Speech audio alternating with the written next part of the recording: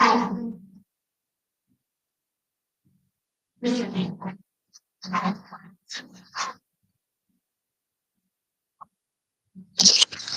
Evening to all of you. I am audible to you? Audio video clear है बेटा आपको?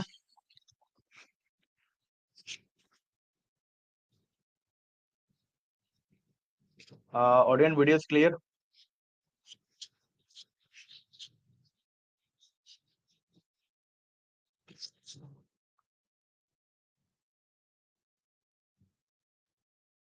ठीक है, अभी 1 मिनट रुको रजत, है ना?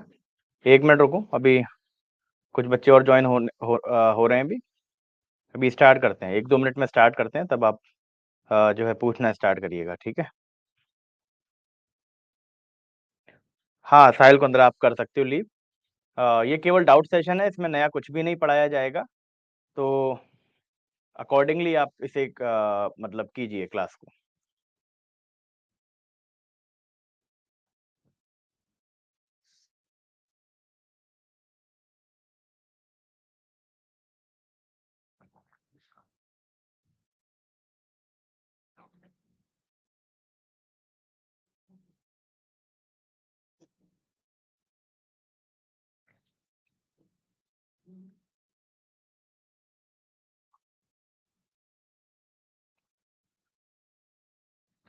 हाँ, बीएनएस में भी डाउट ही क्लास होगी बेटा, सैटरडे में हमेशा डाउट ही क्लास होगी, है ना? गुरलीन गौर, दिव्यांश, जजमेंट राइटिंग कब शुरू होगी? बेटा जजमेंट राइटिंग आप अपने मेंटर से पूछिए, मेरे को इसका आइडिया नहीं है।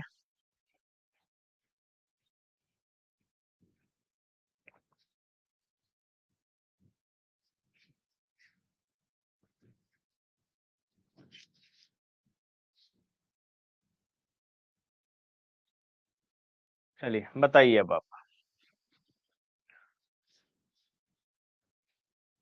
आप डाउट पूछ, पहले मैं बता दूं कैसे, मैं बताऊंगा डाउट कैसे आप पूछ सकते हैं। देखो, मैं बोलूंगा आपसे डाउट लिखने के लिए, आप अपने डाउट इस पे लिखिएगा। तुम्हें पता है जब बहुत सारे कमेंट इकट्ठे हो जाते हैं तो ऊपर से कमेंट डिलीट होते चलते हैं, तो मैं जब यहाँ पे डाउट आ जाएंगे 8-10 डाउट, तो मैं चैट को डिसेबल कर दूंगा, पहले उन डाउट को पूरा करूंगा, फिर दोबारा से चैट इनेबल करूंगा, फिर जो बाकी के बच्चे हैं वो डाउट लिखिएगा, फिर मैं उन्हें जो है पूरा करूंगा ऐसे, जिससे किसी का डाउट रहे ना। क्लियर? चलिए अब आप डाउट लिखना स्टार्ट कर सकते हैं, ठीक है? बस पेशेंस रख के, और जो बच्चा मतलब अगर किसी और का भी डाउट अगर चल रहा है तो उसे भी आप अच्छे से ध्यान से सुन सकते हैं।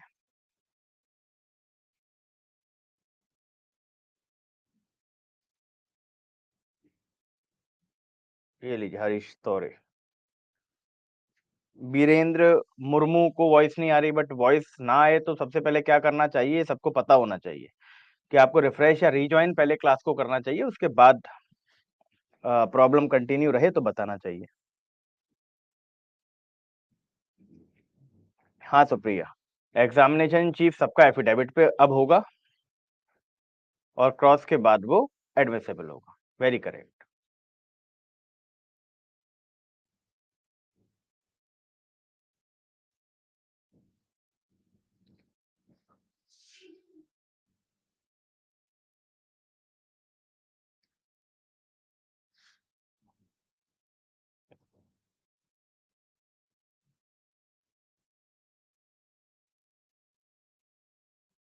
आशीष सलमानी, बेटा देखो सेक्शन 1 एविडेंस में और उसमें ऑर्डर 18 रूल 4 में और ऑर्डर 19 में, सेक्शन 26 में, ठीक है? ये जो पूरा एफिडेविट और इंस्टीट्यूशन ऑफ सूट से रिलेटेड जितने भी इंटरप्रिटेशन है, वो सब सलीम एडवोकेट केस में ही दिए गए थे, ठीक है? तो मैंने आपको सलीम एडवोकेट केस ऑलरेडी लिखवाया हुआ है, उसी को आपको रेफर करना है कॉपी में भी।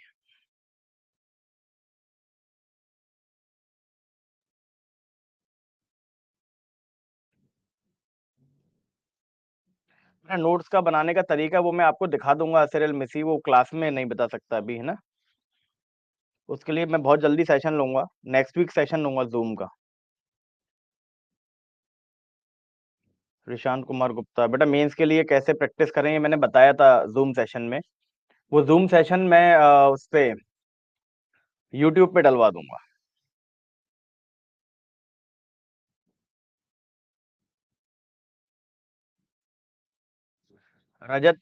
रजस्थला।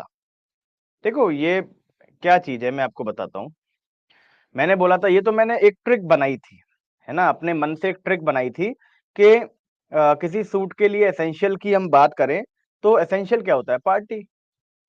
और पार्टी, कॉज ऑफ एक्शन, और रिलीफ, सब्जेक्ट मैटर, टाइटल और matter in issue. These are the main essentials of civil suit. क्यों? क्योंकि पूरे सूट को आप पूरे सूट में सबसे इंपॉर्टेंट चीज यही होती है, क्योंकि भाई देखो, जिसका राइट वॉयलेट हुआ है, मेरा राइट वॉयलेट हुआ है, मैं पार्टी हूं, मेरा राइट वॉयलेट हुआ है, तो मेरे पे कॉज ऑफ एक्शन है। कॉज ऑफ एक्शन होगा तो मैं रिलीफ मांगने कोर्ट जाऊंगा। क्लियर? तो मैं ये कहूंगा कि साहब मेरा इस प्रॉपर्टी से रिलेटेड कॉज ऑफ एक्शन है, मुझे इस प्रॉपर्टी से रिलेटेड रिलीफ चाहिए। क्यों चाहिए? क्योंकि मैं इसका ओनर हूं। ओनर क्यों हूं? क्योंकि मैंने इसे खरीदा था। ठीक है, तो मैं क्या करूंगा, मैं सब्जेक्ट मैटर से रिलेटेड जो भी रिलीफ मांगूंगा, मतलब मैं प्रॉपर्टी से रिलेटेड अगर पोजेशन मांग रहा हूं, तो मुझे अपना टाइटल प्रूव करना पड़ेगा, यानी ओनरशिप प्रूव करनी पड़ेगी, जो कि मैं सेल डीड के जरिए करूंगा। तो मैंने आपको ये एसेंशियल क्यों है, इसका कनेक्शन बताया था कि एक पार्टी किसी सब्जेक्ट मैटर से रिलेटेड रिलीफ मांगने के लिए अपना टाइटल प्रूफ करती है, और टाइटल प्रूफ करने के लिए उसे मैटर एंड इश्यू का सहारा लेना पड़ता है। समझ गए रजत? ठीक है, मैं भेज दूंगा। अनन्या शुक्ला, बेटा बीएसए में पढ़ाऊंगा या नहीं पढ़ाऊंगा, ये तो मैनेजमेंट तय करेगा बेटा, मेरे हाथ में ये सब चीजें नहीं होती। बेटा कल ज्योग्राफी की क्लास नहीं होगी कल, है ना, कल नहीं हो पाएगी क्लास, है ना कल, क्योंकि मेरी एक एक्स्ट्रा क्लास है बीएनएस की। मैं सोच रहा था आज बीएनएस खत्म हो जाएगा, बट एक क्लास और मुझे बीएनएस की लेनी पड़ेगी पुराने बैच की। तो कल वो मैं खत्म करूंगा, फिर मैं उसके बाद फिर क्लास लूंगा यूट्यूब।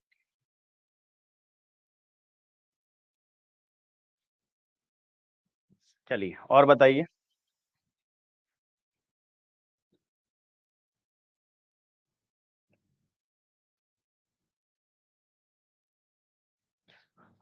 समीर कुमार दुबे, देखो generally examination in chief in every civil case shall be held on affidavit, but in proper cases, और आप कह सकते हो कि कुछ एक्सेप्शनल केसेस ऐसे होते हैं जहां पर कोर्ट एग्जामिनेशन इन चीफ को इन पर्सन करा सकती है, वहां पर उसे 151 की इनहेरेंट पावर को इस्तेमाल करना पड़े।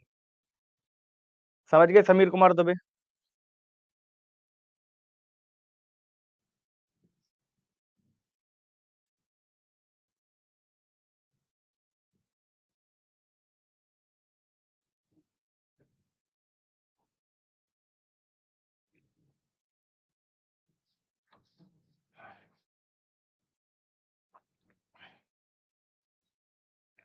और सत्या बेटा, यहाँ तो सब रेस्पेक्टफुली तो वर्ड्स यूज कर रहे हैं। आपको कौन सा शब्द पढ़ के ऐसा लगा कि रेस्पेक्टफुल वर्ड नहीं है? सबसे विनम्र निवेदन है कि सब लोग थोड़ा रेस्पेक्टफुल वर्ड का उपयोग करें प्लीज। सर प्लीज ऑर्डर 19 का ओवरव्यू बता दो। ऑर्डर 19, देखो ऑर्डर 19 क्या था पहले, जब तक 2002 का अमेंडमेंट नहीं हुआ था, ऑर्डर 19 ये कहता था कि कोर्ट अगर चाहे तो फॉर्मल विटनेसेस का जो एग्जामिनेशन इन चीफ है वो एफिडेविट पर करा सकती है, और जिन एग्जामिनेशन इन चीफ को वो एफिडेविट पर कराएगी, उन्हें वो बिना क्रॉस एग्जामिनेशन करे भी अलाउ कोर्ट में, एडमिसेबल कोर्ट में कर सकती है। बस इतना बोलता था ऑर्डर 19, शॉर्ट में अगर मैं बताऊं तो।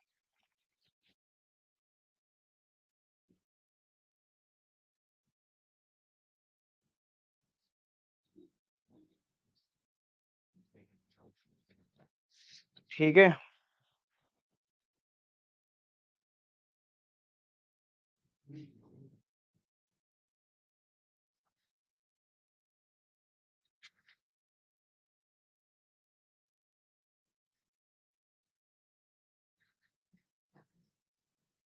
चलो और देखते हैं, नहीं कल ज्योग्राफी क्लास नहीं लेंगे, कल बीएनएस की एक्स्ट्रा क्लास लेनी है मुझे, पुराने बैच की।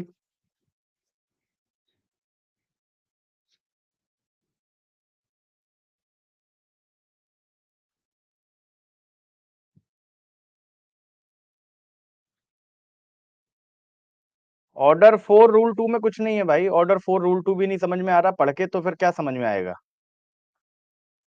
ऑर्डर 4 रूल 2 में केवल इतना है कि जो प्लेंट आप फाइल करोगे उस प्लेंट को रजिस्टर किया जाएगा। मतलब प्लेंट आप कहाँ फाइल करते हो, फाइलिंग काउंटर पे। फाइलिंग काउंटर उसपे सीएनआर नंबर चढ़ा के कोर्ट भेज देगी, और जब सीएनआर नंबर चढ़ के कोर्ट में प्लेंट जाएगी तो प्लेंट को वो रजिस्टर करेगा अपने कोर्ट के रजिस्टर में। क्लियर। तो जब कोर्ट के रजिस्टर में वो प्लेंट को दाखिल करेगा ना, उस पे नंबर चढ़ाएगा, वो होता है सिविल सूट नंबर। क्लियर। तो क्या होगा, हर प्लेंट को सिविल सूट नंबर देके रजिस्टर किया जाएगा। ये ऑर्डर 4 रूल 2 बोलता है। ये तो आप क्लास बेटा देखोगे तो क्लास से बेहतर आपको कैसे, मतलब इसमें कोई कॉन्सेप्ट ही नहीं है। ऐसी चीजों में कैसे डाउट आ रहा है, मेरे को ये समझ में नहीं आता है कि भाई सिंपल सी एक बात है कि प्लेंट को रजिस्टर करना है, ये ऑर्डर 4 रूल 2 कह रहा है। अब इसमें कॉन्सेप्ट कहाँ है, मेरी समझ में नहीं आता।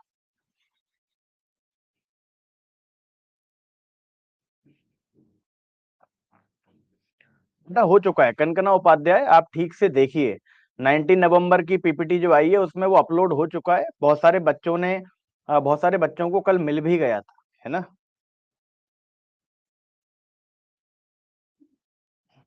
पूजा ठाकुर एविडेंस की सीरीज यूट्यूब पे स्टार्ट करिए। बेटा करूंगा बहुत जल्दी कोई सीरीज। अभी मुझे मेरी पेड में 2 क्लासेस चल रही हैं। पहले ये कोर्स मतलब पेड क्लासेस का ये डबल का खत्म हो जाएगा तो यूट्यूब पे स्टार्ट करूंगा।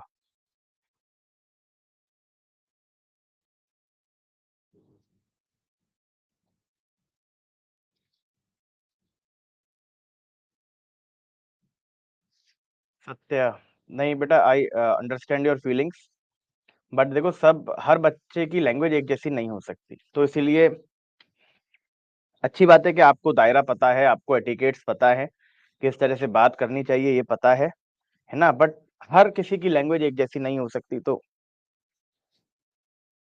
कोई दिक्कत नहीं है।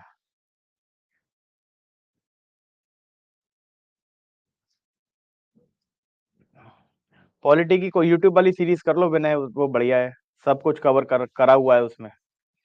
बेटा अगर हिंदी में देखो हैंड रिटन नोट्स अगर आपको नहीं मिल रहे हैं तो आप मैनेजमेंट को एक बार मेल करो, मेंटर को बोलो, मेंटर को।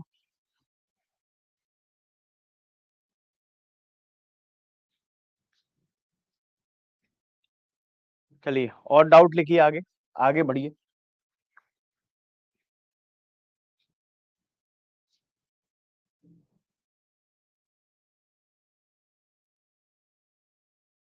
अर्पित, नहीं बेटा जनरली और कोई स्टेप नहीं होता, इसके बाद फिर फर्स्ट हियरिंग हो जाती है ना। इसके बाद फर्स्ट हियरिंग हो जाती है, फिर इसके बाद का जो भी कुछ कहना होता है फर्स्ट हियरिंग में कहा जाता है।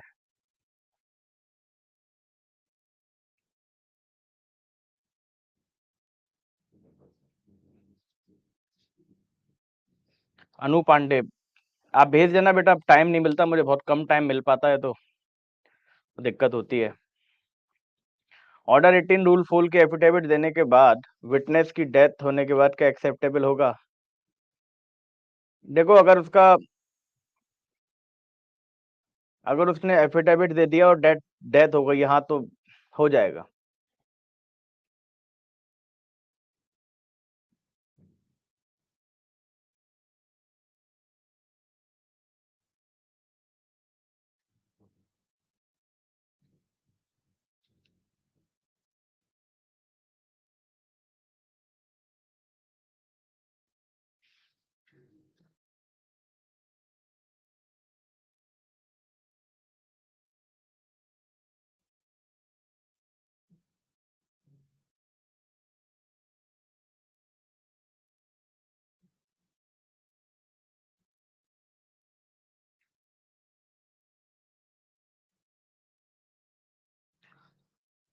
ऑर्डर देखो, ऑर्डर जो सेक्शन 26 क्लॉज 2 है ना, वो एफिडेविट प्रूफ ऑफ फैक्ट नहीं माना जा सकता।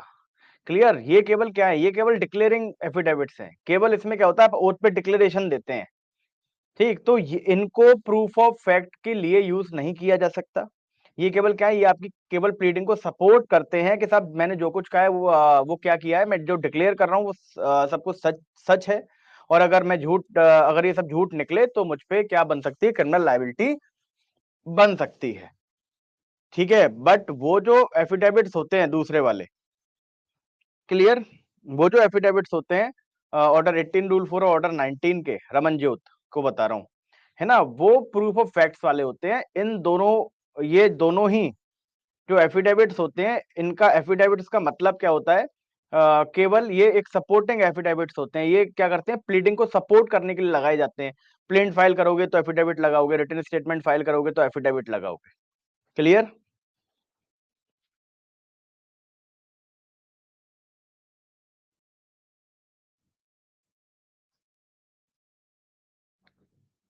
रजत रजत स्थला कह रहे हैं, ओके और क्लियर, और सर रिकॉर्डिंग के बाद भी ऑर्डर, हाँ तो सेम है ही भाई। ऑर्डर 19 का जो एफिडेविट है, उसका एक पार्ट, उसका जो मैंने 2 पॉइंट लिखवाए हैं, ठीक है, मैंने जो 2 पॉइंट लिखवाए हैं, उसमें सेकंड वाला पॉइंट ही तो 18 है, ऑर्डर 18 रूल 4। क्लियर। बस ऑर्डर 19 में हमारे पे 2-3 ऑप्शन थे, उस 2-3 ऑप्शन को हटा के एक सिंगल ऑप्शन कर दिया है, मैंडेटरी कर दिया है ऑर्डर 18 रूल 4 लाके, कि साहब एफिडेविट जो एग्जामिनेशन इन चीफ होगा वो एफिडेविट पे होगा ही होगा। पहले डिस्क्रिजन थी, अब मैंडेटरी है।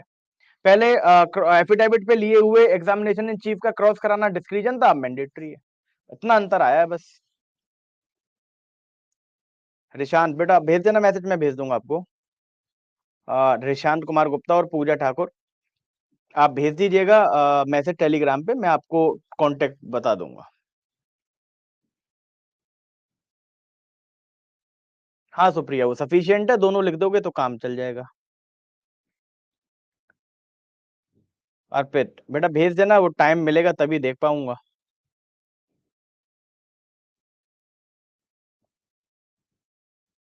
देखो 2002 लिखना है, क्योंकि इन्फोर्समेंट डेट लिखते हैं। 1999 में ये पास हुआ था, बट इन्फोर्स किया गया था 2002 में, तो 2002 ही लिखेंगे। ठीक है।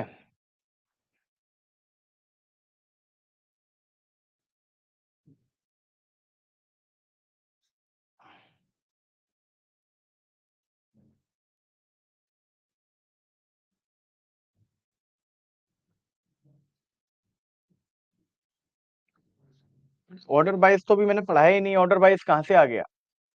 Order wise अक्षा Malik. Order wise तो एक अलग चीज है। ऑर्डर वाइज अभी आप क्यों पढ़ रहे हो, अभी तो मैंने कोई टॉपिक ऑर्डर वाइज से रिलेटेड स्टार्ट किया नहीं है। मेहुल कुमार, आप टेलीग्राम पे मैसेज मुझे कर देना नंबर के लिए, मैं आपको नंबर भेज दूंगा। ठीक है, और बताइए। बेटा सेल्फ स्टडी, तुम अगर सेल्फ स्टडी वाले क्वेश्चन पूछोगे तो ऐसे तो क्वेश्चन, अगर हर किसी बच्चे ने सेल्फ स्टडी के क्वेश्चन पूछने स्टार्ट कर दिए तो कैसे काम चलेगा फिर तो। ये क्लास तो फिर डाउट तो जो पढ़ाया हुआ है उसके डाउट्स तो हो ही नहीं पाएंगे, है ना।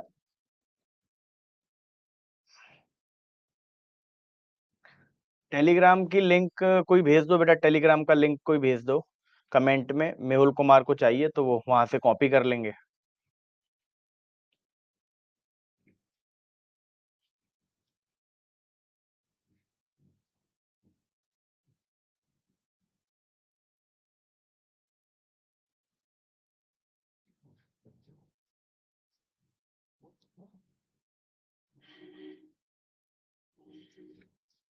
बेटा ऑर्डर वाइज आप एक बार नेट पे डाल के देख लो, है ना, death of the party, marriage of the party से रिलेटेड वो ऑर्डर है। क्लियर, तो वहां से एग्जैक्ट लैंग्वेज आपको पता पड़ जाएगी।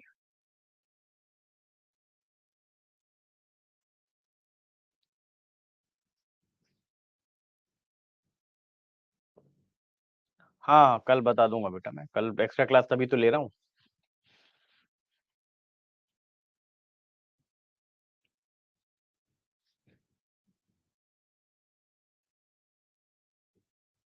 राजस्थान एपीओ में तो बेटा पहले क्रिमिनल लॉ, आप पुराने लॉ आ रहे हैं तो पुराने क्रिमिनल लॉ पहले एक बार बहुत अच्छे से कर लो, मतलब बिल्कुल बेर एक्ट को बिल्कुल टॉप टू बॉटम एकदम रट लेना है, और साथ में उनके एमसीक्यू लगा देने हैं,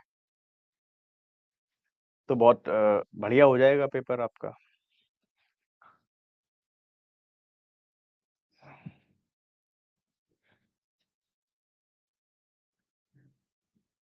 thank you Arpit. Section base बेटा, सेक्शन बेस पढ़ने से अब काम चलेगा ही नहीं। सेक्शन बेस पढ़ना आसान हो सकता है, बट कारगर नहीं हो सकता। आप कभी जीवन में सेलेक्ट नहीं हो पाओगे। आप सेक्शन वाइज पढ़ते रहो, कितना भी पढ़ते रहो, आप प्री क्वालिफाई करते रहोगे बस, मेंस कभी क्वालिफाई नहीं कर पाओगे जब तक आपका कॉन्सेप्ट क्लियर नहीं होगा। बेटा यूपी जुडिशरी में लॉज कौन से आएंगे तो नोटिफिकेशन डिसाइड करेगा, बट जहां तक मुझे लग रहा है कि पुराने ही पूछे जाने चाहिए।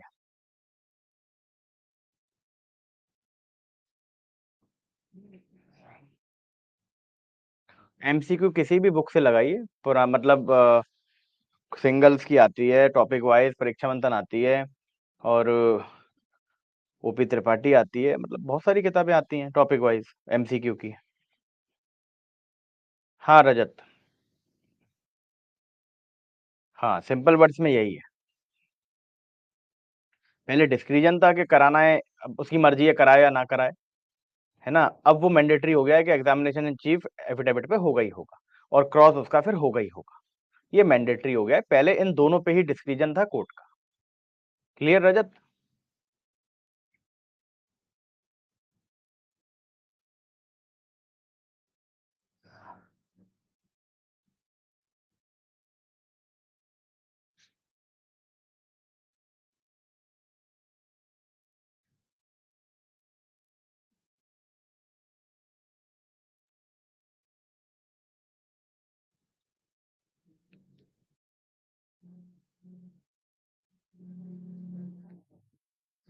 नहीं देखो, कोई दिक्कत नहीं है, इतना सब कुछ करने की आवश्यकता नहीं होती, ये सब मिथ है। जो लोग इतनी लंबी चौड़ी स्ट्रेटेजी बता देते हैं और करते हैं ना, उनका वैसे भी सिलेक्शन नहीं होता, जो लोग इसी सब में घिरे रहते हैं।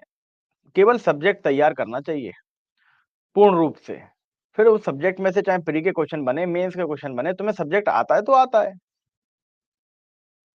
ठीक है, तो मतलब इतना ज्यादा इस पे गौर नहीं करना चाहिए, गौर करना चाहिए सब्जेक्ट को पढ़ने पे। आप अगर क्लास भी बहुत ईमानदारी से करते रहोगे ना, क्लास करने के बाद उसे रिवाइज करते रहोगे, बेरेक पढ़ते रहोगे, तो मैं बता रहा हूँ कुछ भी करने की आवश्यकता नहीं पड़ेगी, सब कुछ अपने आप होता चलेगा। बट वही है कि एक जमाना मॉडर्न हो गया है, इंसान को तैयारी भी ऐसी चाहिए जिससे वो शो ऑफ कर सके। बहुत सारे, मैं सबकी बात नहीं कर रहा, अप्रोक्स 60 to 70% तो पढ़ते भी पता नहीं कैसे हैं कि उनका शो ऑफ हो सके। मैं तो देखा है, जो है बच्चे क्या करते हैं कि पढ़ रहे हैं, जो है पढ़ेंगे बाद में, पहले उसका स्नैप बना के भेज देंगे कहीं। जो है पढ़ते पढ़ते स्टोरी लगा रहे हैं, कॉफी रखी हुई है, किताब रखी हुई है, कॉफी रखी हुई है, और पहले वो स्टोरी लगा रहे हैं। तो कोई अगर स्टोरी लगा रहा है पढ़ने की, तो मेरी नज़र में तो वो शायद ही पढ़ रहा है, उसका दिमाग तो स्टोरी में चला गया आधा। तो कैसे कंसंट्रेट कर पाएगा? तो देखो, अगर ईमानदारी से केवल क्लास भी कर रहे हो, ईमानदारी से तो केवल क्लास भी कर रहे हो ना, पूरे जी और जान से क्लास कर रहे हो, और उसे केवल रिवाइज भर कर ले रहे हो, बेरेक्ट को और कॉपी को, तो भी मैं बता रहा हूँ कि पेपर रुकेगा नहीं आपका।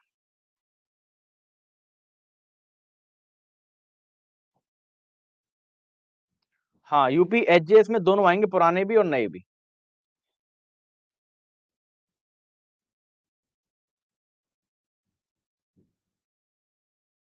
बेटा मैं जीके का कुछ करूंगा।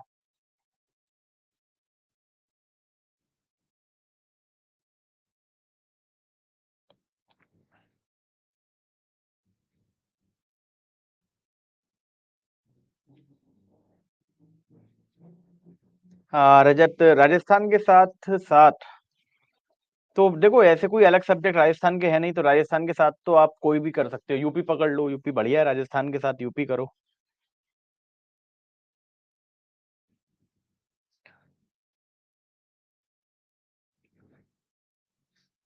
तो पढ़ो तो भाई, ऐसे पढ़ो कि देखो, दो चीजें होती हैं, मैं आपको बताता हूँ कि एक होता है तैयारी करना, एक होता है तैयारी करना। तैयारी करना होता है पढ़ना। अगर आप जुडिशरी की तैयारी कर रहे हो तो पढ़ोगे, है ना। जुडिशरी के लिए तैयार कैसे होगे? पढ़ के। और एक होता है तैयारी करने की तैयारी करते रहना। तैयारी करने की तैयारी का मतलब होता है कि किताबें इकट्ठे करते रहना, स्ट्रेटेजी बनाते रहना, और टाइम टेबल बनाते रहना, किताबें खरीदते रहना। क्लियर? बट पढ़ना नहीं। बेटा एमपी के साथ देखो, किसके साथ क्या करना है ये तो तुम्हें खुद देखना पड़ेगा। एमपी के साथ ये ऐसे स्टेट है कि आप एमपी के साथ कोई भी स्टेट आ रहा है वो दो, ठीक है, तैयारी प्योरली एमपी की रखो। ऐसे करना चाहिए, ऐसे थोड़ी है कि ये कोई जोड़ी थोड़ी बनी हुई है किसी की जोड़ी थोड़ी बनी हुई है। आप एमपी का जो सिलेबस है उसके सिलेबस जैसा जिसका सिलेबस है उसका पेपर दे सकते हो, बस इतना देखना होता है। छत्तीसगढ़ एमपी एमपी छत्तीसगढ़ दे सकते हो तो लोकल लगभग सेम मिल जाएंगे।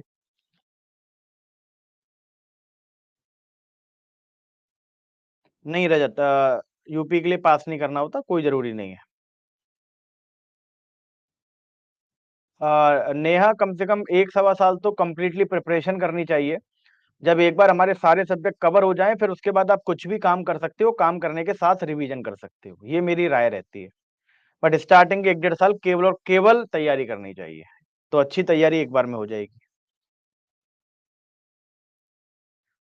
कोई बात नहीं बेटा, राहुल सिंह कुशवाहा, डबल लोड ले रहे हो, डबल फायदा भी होगा कभी ना कभी। इस बात का रियलाइजेशन तुम्हें होगा कि आपने जो डबल मेहनत करी है उसका डबल फल भी आपको कभी ना कभी मिलेगा।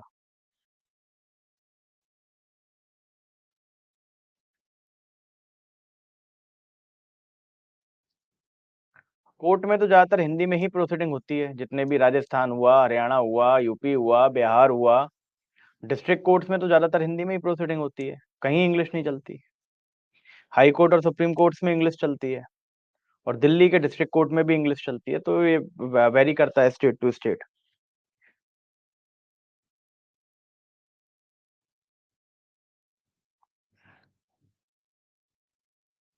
हाँ बिल्कुल, आप क्लास करो, हैंड रिटन नोट्स पढ़ लो, बिल्कुल तैयारी होगी। बीएनएस करो, बढ़िया है, बढ़िया, एक बढ़िया हो जाएगा। अच्छा तैयार हो जाएगा, बीएनएस मैंने सही करा है।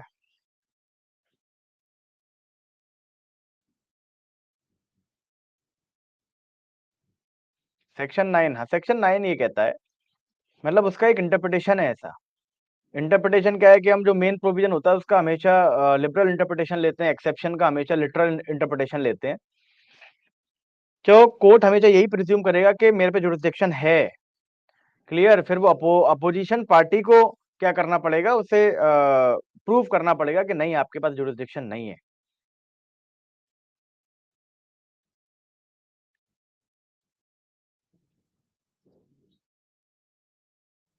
हाँ, वो मान के चलेगा कि जुरिस्डिक्शन को लेके पॉइंट वैलिड है।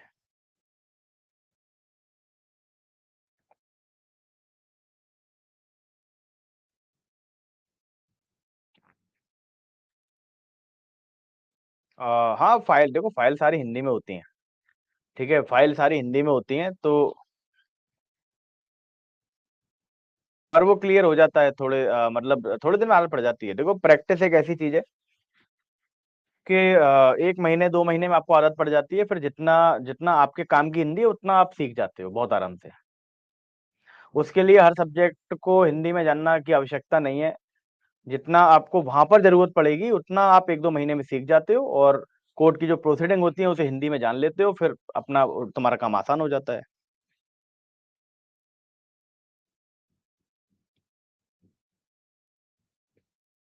हाँ हाँ, बीएनएसएस कर लो बेटा रजत, कोई दिक्कत नहीं है, बढ़िया होगा।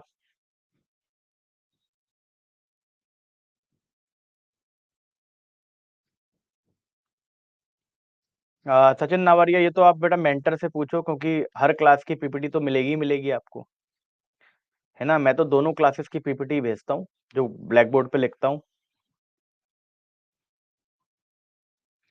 हाँ वो क्रिमिनल है क्या है, वो क्रिमिनल केसेस में इनहेरेंट पावर हाई कोर्ट पे है, सिविल केसेस में इनहेरेंट पावर्स 151 में डिस्ट्रिक्ट कोर्ट पे है, जो लोअर कोर्ट्स हैं।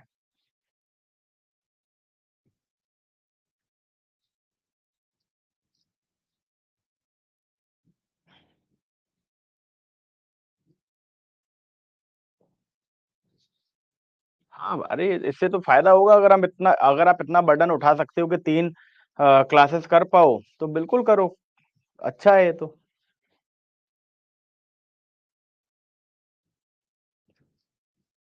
देखो कुछ चीजें धीरे धीरे रिपील हो जाती हैं, जैसे ट्रांसफर ऑफ केसेस में एक सेक्शन ऐसा है जिसे सुप्रीम कोर्ट बहुत पहले हटा चुका है, बट अभी बेरेट में रिपील नहीं हो रहा,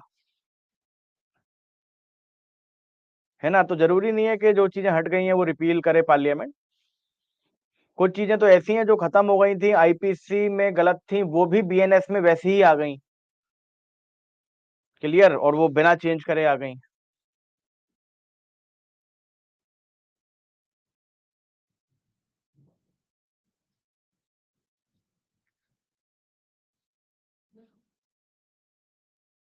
हाँ, रिवीजन अगर आप करोगे, देखो अगर आपको क्लियर नहीं हो रहा क्लास का तो आप रिवीजन करिए। आप एक बार दो बार रिवाइज कर लोगे तो आपको 100% क्लियर होगा ही होगा। आप एक बात सोचो, मैंने पढ़ाया क्लास में, ठीक है, 400 बच्चा है, अगर उसमें से 350 बच्चों को क्लियर हो रहा है तो इसका मतलब मैंने सही पढ़ाया है और मेरा पढ़ाया हुआ समझ में आ सकता है। बट जो बचे हुए 50 बच्चे हैं और जिनकी समझ में नहीं आ रहा, उनकी समझ में क्यों नहीं आ रहा, इस पे सोचना चाहिए उन बच्चों को। ठीक है, पर आप नहीं भी सोचो तो मैं आपको बता देता हूँ, कभी कभी होता क्या है कि हमारा माइंड डाइवर्ट होने की वजह से या कम कंसंट्रेशन होने की वजह से हमें एक बार में समझ में नहीं आ पाता। तो देखो, अगर वो 50 बच्चे जिन्हें समझ में नहीं आया, अगर वो एक बार दो बार तीन बार उसी क्लास को रिवाइज कर लेंगे धीरे से, इत्मीनान से, पूरे कंसंट्रेशन के साथ कॉपी पढ़ लेंगे, तो उन्हें भी उन 350 बच्चों की तरह पूरी तरह से समझ में आ जाएगा। नहीं करती पार्लियामेंट, बट जब होगा हो जाएगा। अभी सुप्रीम कोर्ट ने बट एक बार बोल दिया कि साहब इस पे ये माना जाएगा, तो वो माना जाएगा।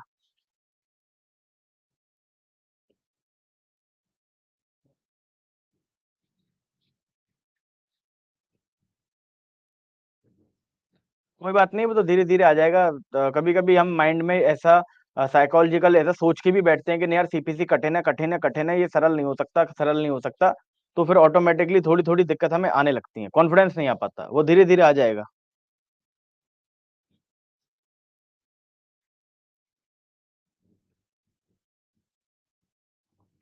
बेस्ट बेस्ट दीपिका पांडे, बहुत इनफ है, बिल्कुल।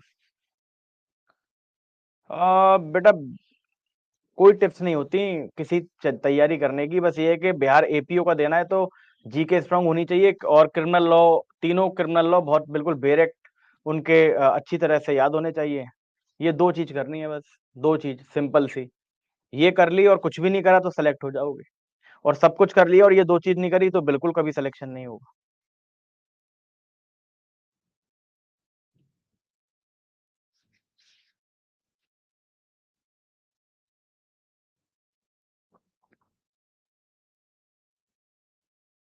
ठीक है, थैंक यू प्रीति। और कोई डाउट किसी को बताइए, और कोई डाउट किसी को?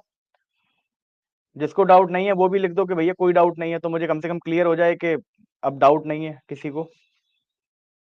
बेटा, ऐसे स्पेसिफिक किसी स्टेट के लिए जुडिशरी की स्ट्रेटेजी ऐसे क्लास में तो नहीं बता पाऊंगा मैं, है ना, क्योंकि मुझे भी सिलेबस देखने होते हैं, मुझे 28 स्टेट का सबका सिलेबस तो याद नहीं है ना। प्री के लिए डायरेक्ट और प्लस एमसीक्यू काफी है।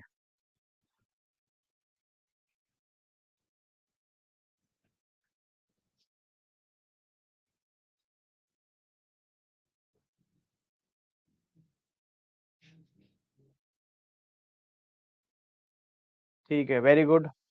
यही होना चाहिए, कम से कम डाउट होने चाहिए। मैं चाहता हूं कि आप चीजों से जूझें। आप कोशिश करें, एक बार पढ़ के, चार बार पढ़ के, 10 बार पढ़ के कोशिश करें कि नहीं, मैं इसे अपने आप ही समझूंगा। अगर 350 बच्चों की समझ में आ सकता है तो मेरे ही क्यों नहीं आ रहा। अगर ये जिस दिन आपके माइंड में ये थिंकिंग आ गई, ये थॉट प्रोसेस आ गया, तो आपका माइंड फिर धीरे धीरे वर्क करना स्टार्ट करेगा।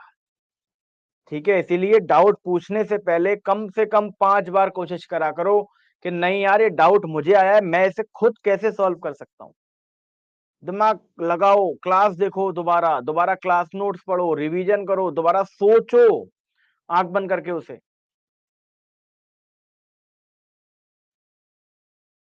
Thank you Deepika. बेटा, वो रिवीजन से रहेगा, वो किसी के ऐसे किसी के भी नहीं रहता, वो मेरे भी नहीं रहता, मैं भी भूल जाता हूँ। ठीक है, वो रिवीजन मल्टीपल टाइम रिवीजन करोगे तभी आएगा दिमाग में। हाँ बेटा, आप लीव कर सकते हो, मेरे ख्याल से कोई डाउट नहीं है तो लीव ही करते हैं क्लास। अब बीएनएस वाले बच्चे जिसे डाउट हो बीएनएस में, वो नेक्स्ट 6 बजे बीएनएस का वो है, डाउट सेशन उसमें मिलते हैं। बेटा बीएनएस में तो मैंने करा दी है, अभी 2-3 टॉपिक अभी सीपीसी में पूरे हो जाएं, इसमें भी मैं आंसर राइटिंग करा दूंगा। चलिए ठीक है, फिर कोई डाउट नहीं है तो चलते हैं बीएनएस में, बीएनएस वाले बच्चों के साथ मिलेंगे डाउट के साथ। हाँ, खुद ही क्लियर करने चाहिए बेटा, खुद ही क्लियर करने चाहिए, और उसके बाद फिर अगर डाउट आ रहा है तो पूछ लो। ठीक है, चलिए ठीक है, okay then, thank you so much, thanks to all of you. Okay, thank you so much.